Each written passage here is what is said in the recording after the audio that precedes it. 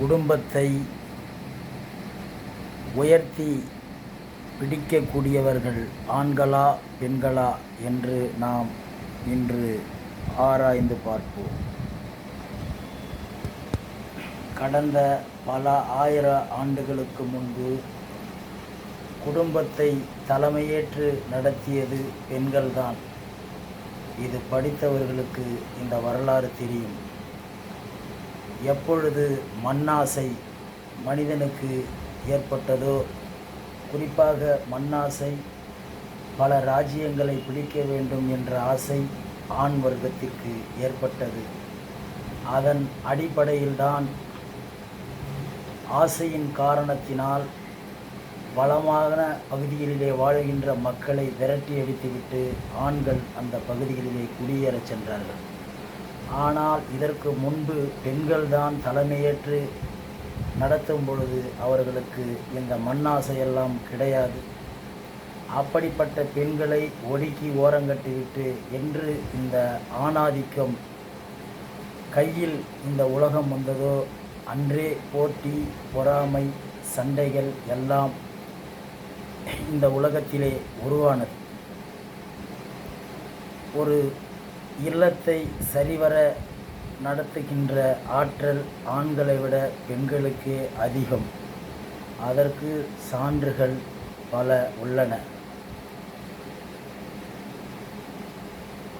ஒரு குடும்பத்தில் ஆண் இல்லை என்று விட்டால் அந்த குடும்பத்தை ஒரு பெண்ணால் தூக்கி நிறுத்தி இந்த சமுதாயத்திலே அந்த பிள்ளைகளை வளர்த்தெடுத்து நல்ல நிலைமைக்கு கொண்டு வர முடியும். ஆனால் ஒரு ஆணால் அப்படி முடியாது.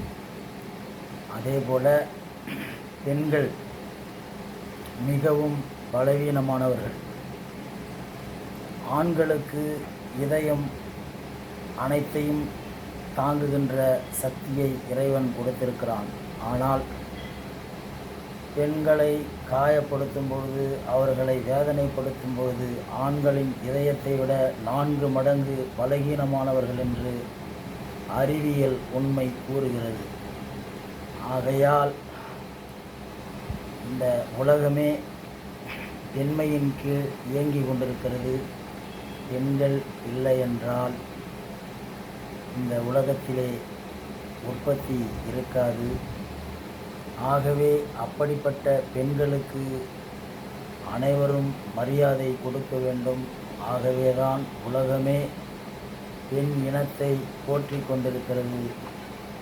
ஆகவே குடும்பத்தில் உங்கள் பொறுப்புகளை பெண்களிடம் கொடுத்து பாருங்கள். அந்த குடும்பம் நல்ல நிலைமைக்கு வரும். சில குடும்பங்களுக்கு இது பொருந்தாது. ஆனால் பெரும்பான்மை குடும்பங்களுக்கு நான் சொல்லுகின்றது பொருந்தும்.